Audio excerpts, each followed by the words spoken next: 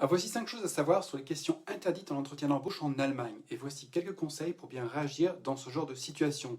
Donc, dans le cas d'un entretien d'embauche, l'employeur en Allemagne, tout comme en France, il doit vérifier les connaissances et les compétences du ou de la candidate pour savoir si la personne elle est bien apte à occuper le poste proposé. Bon, bien sûr, le candidat ne doit en aucun cas mentir, sinon l'employeur il pourrait contester le contrat de travail, a posteriori, pour cause de tromperie. Cependant, vous n'êtes pas tenu de répondre à des questions discriminatoires. Lesquelles? Première question, les questions concernant la grossesse. Il s'agit d'une question complètement inadmissible. Donc au tribunal, ça peut coûter cher à l'employeur.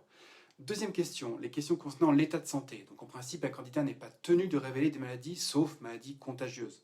Troisième série de questions, les questions concernant le handicap. Quatrième série de questions, les questions qui concernent l'état civil. Êtes-vous célibataire, marié ou en couple?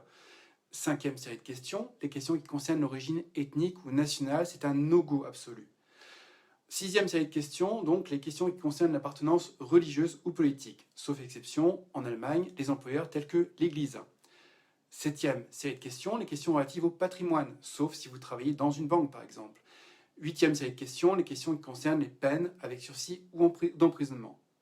Alors, comment réagir par rapport à une question discriminatoire en tant que candidat ou candidate? Voici 3 réactions possibles.